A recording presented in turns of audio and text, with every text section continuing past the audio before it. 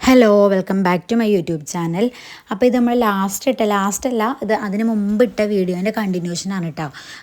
അപ്പോൾ നമ്മൾ വീഡിയോ ഒരുപാട് ലെങ്ത് ആയിരുന്നു എന്ന് വിചാരിച്ചിട്ട് അവിടെ വെച്ച് സ്റ്റോപ്പ് ചെയ്തതാണ് കേട്ടോ. അപ്പോൾ ലഞ്ചെല്ലാം റെഡിയാക്കി പിള്ളേരെ സ്കൂളിൽ പറഞ്ഞു വിട്ടതിന് ശേഷമുള്ള വീഡിയോ ആണ് കേട്ടോ ഇത്. അവരെ പറഞ്ഞു വിട്ട ഇന്നത്തെ ദിവസം ഈ വീഡിയോ എടുക്കുന്ന ദിവസം ഐറൂന് ക്ലാസ് തുടങ്ങിയിട്ടുണ്ടായിരുന്നില്ല കേട്ടോ. അതുകൊണ്ട് തന്നെ എനിക്ക് പോകേണ്ടി വന്നില്ല. കാരണം ഐറൂനെ ഞാനാണ് സ്കൂളിൽ കൊണ്ടുവന്ന് വിടണത്. ഐഷും അമ്മും ഓട്ടോയിലും പോകും. അപ്പോൾ അവരെ പറഞ്ഞു വിട്ട് പാത്രം കഴുകലൊക്കെ കഴിഞ്ഞ് കഴിഞ്ഞിട്ട് പിന്നെ ഉച്ചക്കത്തേക്കുള്ള കറി ഉണ്ടാക്കാൻ വേണ്ടി കയറിയതാണ് കേട്ടോ. കറി എന്ന് പറഞ്ഞാൽ പിള്ളേർക്ക് കൊടുത്തു വിടുമ്പോൾ ചാറ് കറി ഒന്നും വേണ്ടാലോ.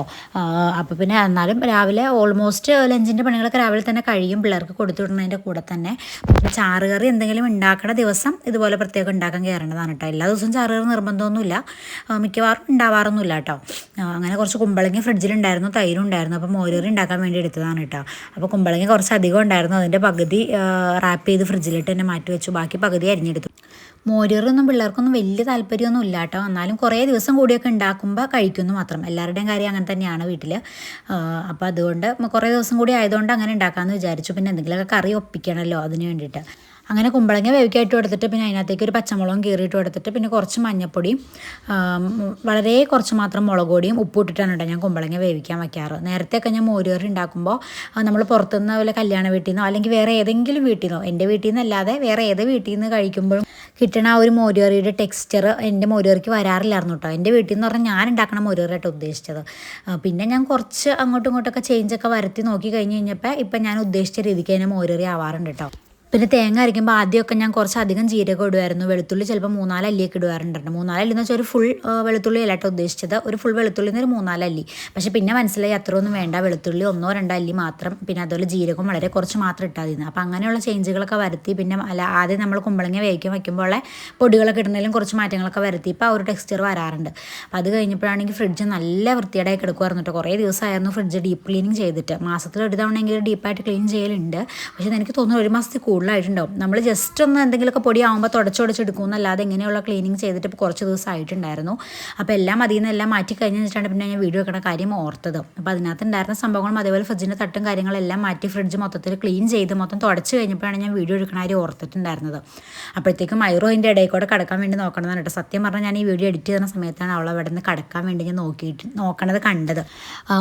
ക്ലീൻ ചെയ്യണ സമയത്ത് ഉമ്മായും ഐറും കൂടെ എന്തൊക്കെയോ അവിടെ ഇരുന്ന് തൊലുതൊലുന്ന് പറയണ പോലെയൊക്കെ കേൾക്കുന്നുണ്ടായിരുന്നു. പക്ഷേ ഇതാണ് സംഭവം. അവിടെ നിന്ന് ഇങ്ങോട്ട് കടക്കാൻ നോക്കിയതാണെന്ന് എനിക്കറിയില്ലായിരുന്നു. അങ്ങനെയാണെങ്കിൽ ഞാൻ ആ ഡോർ പയ്യൊന്ന് മാറ്റി കടത്തി വിട്ടേനെ.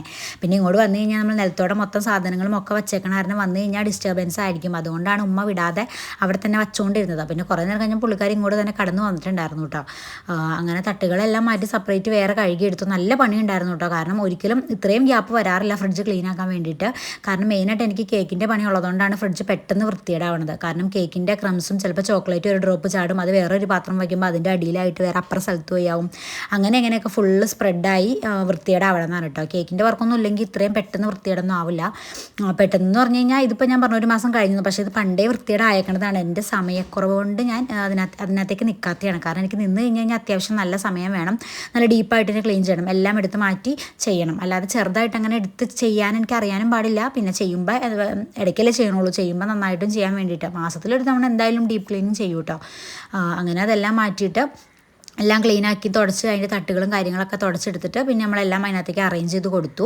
പിന്നെ ഞാൻ എൻ്റെ ഈ താഴത്തെ തട്ടിൽ മുകളിലിരിക്കണത് പല പല കളറിൽ ക്രീം ഇരിക്കണത് ഒരുപാട് ദിവസമൊന്നും സ്റ്റോർ ചെയ്യണതല്ല കേട്ടോ. നമ്മൾ ഒരു കേക്കിൻ്റെ വർക്ക് കഴിഞ്ഞിട്ട് ബാലൻസ് വന്നത് കുറച്ച് വന്നത് ഒരു ടിന്നിലാക്കി വെക്കണതാണ് കേട്ടോ. അത് മാക്സിമം പോയ 4-5 ദിവസം അതിനുള്ളിൽ എടുക്കേണ്ടി വന്നാൽ എടുക്കും. അതല്ലെങ്കിൽ നമ്മൾ കളയാൻ കേട്ടോ ചെയ്യണത്. ഒരുപാട് ദിവസം അത് അങ്ങനെ സ്റ്റോർ ചെയ്ത് വെക്കാറില്ല. അല്ല, ഫ്രിഡ്ജ് ക്ലീൻ ചെയ്യണ സമയത്ത് ഞാൻ വീഡിയോ എടുത്തപ്പോൾ കാണുന്നവർ വിചാരിക്കുമല്ലോ ചിലപ്പോൾ കുറേ ദിവസമൊക്കെ സ്റ്റോർ ചെയ്യണതാണ്. അപ്പോൾ ഞാൻ ക്ലാരിഫിക്കേഷന് വേണ്ടി പറഞ്ഞതാണ് കേട്ടോ. അങ്ങനെ ഫ്രിഡ്ജ് ക്ലീൻ ചെയ്യലും എല്ലാം ഓർഗനൈസ് ചെയ്ത് വയ്ക്കലൊക്കെ കഴിഞ്ഞ് കഴിഞ്ഞപ്പോഴത്തേക്കും പിന്നെ നമ്മുടെ മോരുകറിയൊക്കെ അതിൻ്റെ ഇടയ്ക്ക് റെഡിയാക്കി എടുത്തിട്ടുണ്ടായിരുന്നു. കുമ്പളങ്ങ വേവിക്കാൻ വേണ്ടി വെച്ചിട്ടാണ് പിന്നെ നമ്മൾ ക്ലീനിങ്ങിന് നിന്നത്. പിന്നെ ബാക്കിയൊന്നും വീഡിയോ എടുത്തിട്ടുണ്ടായിരുന്നില്ല. പിന്നെ അത് കഴിഞ്ഞിട്ട് കുറച്ച് കൊഴുവ ഉണ്ടായിരുന്നു, അതും പൊരിക്കാൻ വേണ്ടി ഇട്ടിട്ടുണ്ടായിരുന്നു. പിന്നെ നമ്മൾ മോരുകറിക്ക് തേങ്ങ അരച്ചൊഴിച്ചു, തൈരും അടിച്ചൊഴിച്ചിട്ടുണ്ടായിരുന്നു. പിന്നെ കുറച്ച് താളിച്ചൊഴിക്കണതാണ് കേട്ടോ. അതും കൂടെ കഴിഞ്ഞ് നമ്മുടെ കറിയുടെ പണി കഴിഞ്ഞു. പിന്നെ ഞാൻ നേരത്തെ പറഞ്ഞല്ലോ ചിലവരുടെ മോരുകറിയിൽ ഇങ്ങനെ ഈ ഒരു മുളക് പൊടി ഇട്ട മാതിരി ഒരു ഇങ്ങനെ കാണാറുണ്ടെന്ന്.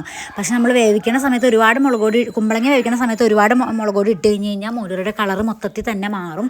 അതാണ് ഞാൻ പറഞ്ഞത് വളരെ കുറച്ച് മുളക് പൊടിയും കൂടുതൽ മഞ്ഞപ്പൊടി ഇടും എന്നുള്ള കാര്യം. പിന്നെ എന്നാലും ആ ഒരു മുളക് പൊടിയുടെ ആ ഒരു ഇത് കാണാൻ വേണ്ടിയിട്ട് എന്താ ചെയ്യണതെന്ന് വെച്ച് കഴിഞ്ഞാൽ നമ്മൾ ഈ താളിക്കണ സമയത്ത് കടുകും ഉലുവയൊക്കെ പൊട്ടിച്ചിട്ട് കറിവേപ്പിലും ചുവന്നോളമൊക്കെ കീറിയിടുമല്ലോ. അത് കഴിഞ്ഞിട്ട് ആ എണ്ണയിലിട്ട് തന്നെ കുറച്ച് മുളക് മുളക് പൊടി ഇട്ടിട്ട് താളിക്കുകയാണെന്നുണ്ടെങ്കിൽ നമ്മൾ ഉദ്ദേശിച്ച ആ ഒരു കളർ കിട്ടും കേട്ടോ. ഇതൊന്നും ഞാൻ തന്നെ മനസ്സിലാക്കിയതല്ല കേട്ടോ, ഞാനിങ്ങനെ പലരുടെ അടുത്തും ചോദിച്ച് റിസർച്ച് നടത്തിയിട്ടാണ് ലാസ്റ്റ് ഇങ്ങനെ ശരിയായി കിട്ടിയത്. ഇത് ഒരു മോരുകറിയില്ല, ഇത്രയും സിമ്പിളല്ല, ഇത്രയൊക്കെ പറയാനുണ്ടോ എന്ന് എല്ലാവരും വിചാരിക്കും. പക്ഷേ ഇത്രയും സിമ്പിളാണെങ്കിലും എനിക്ക് ഈ മോരുകറി ഒന്ന് സെറ്റായി കിട്ടാൻ നല്ല താമസം ഉണ്ടായിരുന്നു കേട്ടോ. എന്നെ സംബന്ധിച്ച് വലിയ ഹെവി ആയിട്ടുള്ള ബിരിയാണിയോ കുഴിമന്തിയോ ഒക്കെ ഉണ്ടാക്കാൻ പോലും അത് സെറ്റായി കിട്ടാൻ എനിക്ക് ഇത്രയും ഒരു റിസർച്ച് എടുത്തേണ്ടി വന്നിട്ടില്ല കേട്ടോ. പക്ഷേ ഈ മോരുകറി ഞാൻ ഉദ്ദേശിച്ച പോലെ ആയി കിട്ടാൻ വേണ്ടിയിട്ട് നല്ല പാടുപെട്ടിട്ടുണ്ടായിരുന്നു. അങ്ങനെ മോരുകറിയുടെ കഥയൊക്കെ അവിടെ നിൽക്കട്ടെ. അത് കഴിഞ്ഞിട്ട് പിന്നെ നമ്മുടെ മീൻ പൊരിക്കായിട്ട് അതൊക്കെ റെഡിയായി വന്നിട്ടുണ്ടായിരുന്നു. അപ്പോൾ അതൊക്കെ ഒന്ന് മറിച്ചിട്ട് കൊടുത്തു. ശരിക്കും പറഞ്ഞു കഴിഞ്ഞാൽ അടുത്തുള്ള ദിവസം പിള്ളേർക്ക് ലഞ്ചിൻ്റെ ഈ മീൻ പൊരിക്കലും പണിയൊക്കെ അവിടെ കഴിയേണ്ടതാണ്. പക്ഷേ പിള്ളേർക്ക് ഇപ്പോൾ എന്താണ് കൊഴുവ പൊരിച്ച് അങ്ങനെ സ്കൂളിൽ കൊണ്ടുപോകാനൊന്നും വലിയ താല്പര്യമില്ല കേട്ടോ. കൊഴുവാന്ന് തന്നെയല്ല, മീൻ കൊണ്ടുപോകാൻ തന്നെ അങ്ങനെ വലിയ താല്പര്യമൊന്നുമില്ല. അതുകൊണ്ടാണ് രാവിലെ കൊഴുവ പൊരിക്കാതിരുന്നത്. അല്ലെങ്കിൽ പിന്നെ ആ പണി രാവിലെ കഴിഞ്ഞുകൊണ്ട് തന്നെ പിന്നെ എങ്ങനെയായാലും അതൊക്കെ മാക്സിമം നേരത്തെ തീർത്ത് വെച്ചാലാണ് എനിക്ക് ഗ്യാസ് അടുപ്പ് ക്ലീൻ ചെയ്യാൻ പറ്റുള്ളൂ. മീൻ പൊരിച്ച് കഴിഞ്ഞാൽ പിന്നെ ഗ്യാസ് അടുപ്പിൻ്റെ കാര്യം പറയണ്ടല്ലോ. അപ്പോൾ അതുകൊണ്ട് അതൊക്കെ മാക്സിമം നേരത്തെ ചെയ്ത് വെക്കലുണ്ട്. പിന്നെ അത് കഴിഞ്ഞ് തലേന്ന് നമ്മൾ പൊരിച്ചിട്ടുണ്ടായിരുന്ന 2 സിലോപ്പിയുടെ മീൻ ഉണ്ടായിരുന്നു, അതും കൂടെ ചൂടാക്കി എടുത്തു.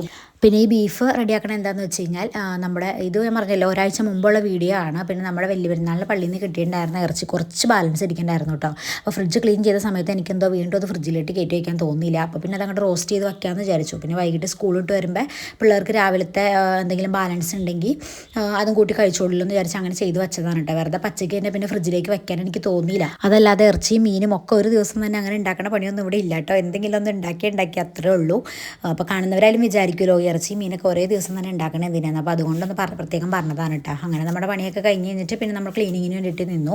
അപ്പോൾ ക്ലീൻ ചെയ്തുകൊണ്ടിരുന്ന സമയത്താണ് ഓർക്കണത് വെള്ളം തിളപ്പിച്ചത് തീരാറായിട്ടുണ്ടായിരുന്നു. അപ്പോൾ പിന്നെ അതും കൂടെ തിളയ്ക്കാൻ വേണ്ടി വെച്ച് കൊടുത്തിട്ടുണ്ട്.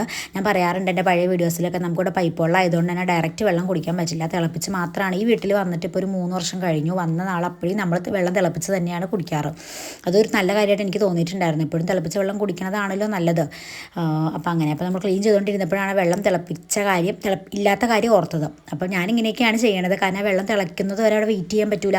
അപ്പോൾ നമ്മൾ ബാക്കിയുള്ള 2 അടുപ്പും ക്ലീൻ ചെയ്യണ സമയത്ത് മറ്റേ അടുപ്പിൽ വെള്ളം വെക്കും. അതുകൊണ്ട് ബാക്കി ക്ലീനിങ് കഴിയുമ്പോഴത്തേക്കും ആ വെള്ളം എടുത്ത് ഇപ്പുറത്തെ അടുപ്പിലോട്ട് മാറ്റി വെച്ചിട്ട് പിന്നെ ആ അടുപ്പ് ക്ലീൻ ചെയ്യും. അങ്ങനെയൊക്കെയാണ് എൻ്റെ പണികൾ. എല്ലാവരുടെയും പണികൾ അങ്ങനെയൊക്കെ തന്നെ ആയിരിക്കും. കൈ എത്ര പൊള്ളുമെന്ന് വെച്ചാലും നമ്മൾ അത്ര റിസ്ക് എടുത്ത് അത് ചെയ്തെടുക്കും. അപ്പോൾ എന്തെങ്കിലും സാധനം അടുപ്പത്തിരിക്കുകയാണെങ്കിലും അതിൻ്റെ ഇടയ്ക്ക് എന്തെങ്കിലും എണ്ണ തെറിച്ച് അടുപ്പിലേക്ക് ചാടുകയൊക്കെ ചെയ്ത് കഴിഞ്ഞാൽ അതിൻ്റെ ഇടയിൽ കൂടെ അപ്പം ക്ലീൻ ചെയ്ത് പോണവരായിരിക്കും നമ്മൾ മിക്കവാറും പേര്. ഞാനങ്ങനെയാണ് കേട്ടോ. മാക്സിമം കൈ പൊള്ളാതെ നോക്കും. പിന്നെ അതൊക്കെ കഴിഞ്ഞ് വെച്ചാൽ നമ്മുടെ കിച്ചൺ സ്ലാബും അതുപോലെ ഗ്യാസ് അടുപ്പൊക്കെ ഫുള്ള് ക്ലീൻ ചെയ്ത് കഴിഞ്ഞിട്ട് പിന്നെ നമ്മുടെ സിങ്കാട്ടോ ക്ലീൻ ചെയ്യാൻ വേണ്ടി നിൽക്കണത്. ഞാൻ സിങ്കും അതേപോലെ വാഷ് ബേസിനും തറ തുടയ്ക്കണതും എല്ലാം ഞാൻ RCMയിൽ നിന്ന് വാങ്ങുന്ന ഒരു ഫ്ലോർ ക്ലീനർ വെച്ചിട്ടാണ് കേട്ടോ. നല്ല സ്മെല്ലും കാര്യങ്ങളൊക്കെയാണ്. ആ സാധനത്തിന് വീട്ടിൽ നല്ല ചിലവാണ് കേട്ടോ. അങ്ങനെ അതൊക്കെ കഴിഞ്ഞ് അവിടുത്തെ ക്ലീനിങ് കഴിഞ്ഞ് വന്നപ്പോഴത്തേക്കും ബെഡൊക്കെ ഒരു വിരിക്കൽ കഴിഞ്ഞ് ഞാൻ പോയതാണ്. ഇതിൻ്റെ മുമ്പത്തെ വീഡിയോ കണ്ടവർക്ക് അറിയാൻ പറ്റും. അത് കഴിഞ്ഞപ്പോഴത്തേക്കും ബെഡിൻ്റെ അവസ്ഥ ഇതായിട്ടുണ്ടായിരുന്നു. ഐറോ അംഗൻവാടി പോകേണ്ട വീട്ടിൽ തന്നെ കയറി ഇരിക്കണ്ടായിരുന്നല്ലോ. ഞാൻ പറഞ്ഞല്ലോ ഇത് ഒരാഴ്ച മുമ്പുള്ള വീഡിയോ ആണ്. അന്ന് ക്ലാസ് തുടങ്ങിയിട്ടുണ്ടായിരുന്നില്ല. ഇപ്പം നിലവിൽ ക്ലാസ് തുടങ്ങി 2ാമത്തെ ആഴ്ചയാണ് കേട്ടോ. അപ്പോൾ അതുകൊണ്ട് അവൾ വീട്ടിലുള്ളതുകൊണ്ട് തന്നെ പിന്നെ ഒരു സ്ഥലത്ത് നമ്മൾ റെഡിയാക്കി വരുമ്പോൾ അടുത്ത സ്ഥലത്ത് അങ്ങനെയൊക്കെ ആക്കിയിട്ടുണ്ടാകും. പിന്നെ ഒരാഴ്ച കൂടെ കഴിഞ്ഞ് അവൾ സ്കൂളിൽ പോകല്ലേ, ഇങ്ങനെ പകലും നമ്മുടെ കൂടെ നിന്ന് ശല്യം പുറകെ നടക്കാനൊന്നും പിന്നെ അവൾ വീട്ടിലങ്ങനെ ഇരിക്കണില്ലല്ലോ. അതുകൊണ്ട് ഞാൻ പ്രത്യേകിച്ചൊന്നും പറയാറില്ല. അതുകൊണ്ടാണ് ഞാൻ പിന്നെ അവൾ അംഗൻവാടിയിലൊന്നും വിടാതെ ഞാൻ വീട്ടിൽ കയറ്റി ഇരുത്തുന്നത്. എല്ലാവരും ചോദിക്കുന്നു ഈ കൊച്ചിനെ അംഗൻവാടിയിൽ വിടാത്തതന്നെയാണെന്നുള്ളത്. ഞാൻ വല്ലപ്പോഴും മാത്രമായിട്ട് വിടാറുള്ളൂ. അംഗൻവാടിയിലത്തെ കാര്യം മാത്രമാണ് പറഞ്ഞത്. സ്കൂളിൽ പോയി കഴിഞ്ഞാൽ അങ്ങനെ പറ്റൂലല്ലോ. അപ്പോൾ അത് നമ്മൾ അടിക്കാനും തുടയ്ക്കാനൊക്കെ നിന്നിട്ടുണ്ടായിരുന്നു. അപ്പോൾ ഇന്നത്തെ വീഡിയോ അത്രേ ഉള്ളൂ. എല്ലാവർക്കും ഇഷ്ടപ്പെട്ടു എന്ന് വിചാരിക്കുന്നു. ഇഷ്ടപ്പെട്ടെങ്കിൽ ലൈക്ക് ചെയ്യുക, സബ്സ്ക്രൈബ് ചെയ്യുക.